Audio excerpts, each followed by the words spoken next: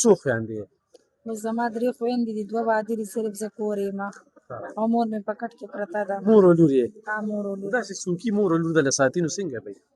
نو بس ډېره به ښه وي. خو چې اوس ستا سلایي ماشین چې سلایي ماشین راته میلو شي، بس خپله مزدوري به پرې کوم. السلامونه ګرانو کتونکو. عید شاپینګ علب خان شیرپا ویلفیر فاونډیشن د خپل وس مطابق دغه بې وسه خلکو سره جاري ساتلي. کله چې یتیمه زنانه راشي او داسې چې جینۍ وي، ارمانونه خواهشونه وي، څوک پراله کپړې اخلي، څوک پراله پیزار اخلي، داسې ده که نه؟ ما کپړو ته مې ډېر زیات ضرورت و، بس تاسو راله واغېشته، الله هم خوشحاله کړه.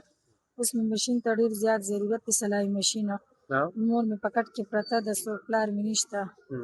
زه یم چې ګنډل پرې کوم، نو زه خپل مزدوري به پرې کوم. ستا عمر به څومره وي؟ بس دقه 22-23 به وي. څو خویندې یې؟ بس زما 3 خویندې دي، 2 واده دي، صرف زه کور یم او مور مې په کټ کې پرته ده. مور او لور یې؟ مور او لور. داسې څوکي مور او لور دله ساتي نو څنګه به وي؟ نو بس ډېره به ښه وي. خو چې اوس ستا سلایي ماشین چې سلایي ماشین راته میلو شي، بس خپله مزدوري به پرې کوم. نور ګټه وټه هم څه ده؟ هېڅ هم نشته، بس یو ورکوټ ورور مې دی، هغه سکول هم یو بس په دې لارو کوڅو کې ګرځي، کله څه کوي، سپېلني لوګي کوي، کله څه کوي، بس په دغه وخت تېروم. څو کالونه دلته کې راځي؟ زما خو دا 3 کال دی چې زه راځم. راځي.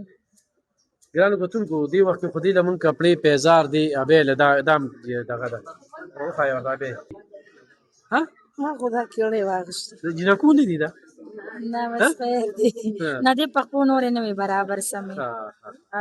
ګرانو کتونکو یو یتیمه خانداني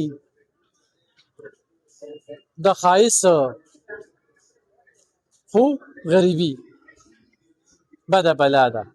اوس په ډېر خلک وایي چې او زما خبره خو دا وایي یو سلایي ماشیني کور کې ناست یم ګنډل پرې کومه نو زه پرې د کور ډېره مسله جی ولې نه ډېره مسله به مې پرې حل شي، بس په خپله به پرې کومه، نو زه دا کپړې به پرې جوړم، خپل ټایم به پرې پاس کوم.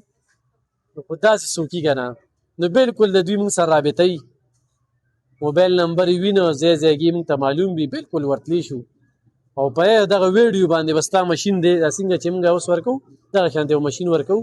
زمونږ دغه کېده چې دغه سپلی پیزار شو انشاءالله سلسله مخ په وړاندې کتونکو دغه سلسله علب خان شیرپا ویلفیر فاونډیشن کپړې پیزار ورسره 2 ګوتې غولي د خپل وس مطابق چې کوم دغه خلکو ته هم ورکړل انشاءالله د سلسله مخ په وړاندې بوځو، الله دې قبول کړي او الله دې هغه دوبیا والا رول ډېره ګټه دې ورکړي.